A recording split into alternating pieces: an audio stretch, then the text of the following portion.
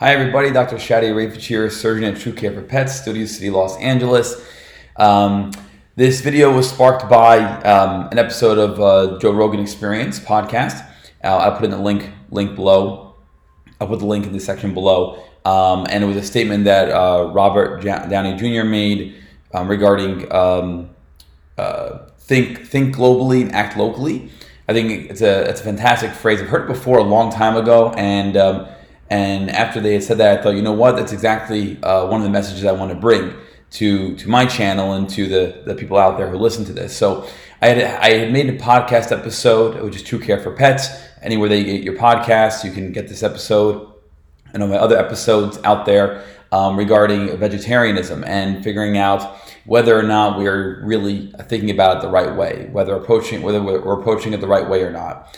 And so the mindset of think globally, act locally is interesting to me, because my biggest issue with any sort of battle you're trying to win, whether it's animal cruelty with being vegetarian, whether it's animal overpopulation by promoting spay and neutering of your pets, whether it's fighting climate change by getting electric cars and recycling, all these things are fantastic goals. They're battles worth fighting for. My argument is that we don't do enough on a global scale to make a difference, or if we are making a difference, we aren't doing it at a rate that I deem sufficient. I would like to see changes of this magnitude not only occur at some point, but occur faster.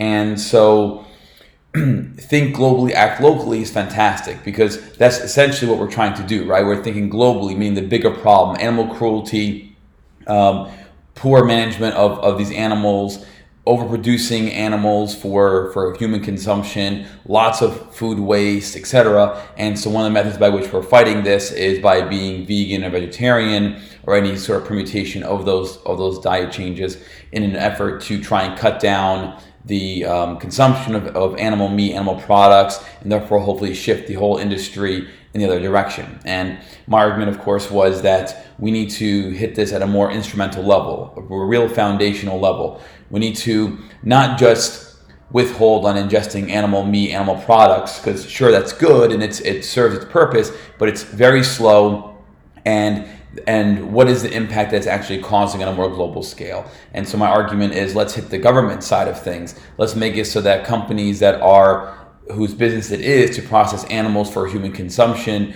and animal products, let's hit them. Let's hit them with tougher regulations, with more inspections, with tougher penalties should they violate any of the terms. Change the laws for animal abuse, animal cruelty, animal management, animal processing. That's where I think efforts should hit, and I think that's what's going to cause a global change. And I think if we're able to figure out how to do that locally on your day-to-day life, as minimally or as aggressively as you want to do it for your own life to fight this cause, then that's what should be done. The same thing goes for overpopulation of dogs and cats. Globally, a huge problem. There are too many stray animals, and so they are reproducing faster than we can catch them. There are too many people who are breeding their own animals. There are too many pet stores and puppy mills and cat mills and whatever else. They're just producing animals like crazy because they want to sell them, make money off of the industry. And so one aspect by which we try to control overpopulation is by, at least as veterinarians are concerned, we try to set up spay and neuter programs, so we can sterilize the dogs and cats, and then release them either back into as a stray, or into a shelter, or back into their home, and try and prevent them from being able to breed ever again. The problem is the rate by which we are doing this cannot match how quickly animals are reproducing. And so it's the same idea as being vegetarian. We're trying to fight a global problem, a huge problem, and we're doing it at a very local level. And although I'm sure it's making an impact to some degree, it's certainly hasn't really stopped the major problem, and it's not happening at a rate that's fast enough.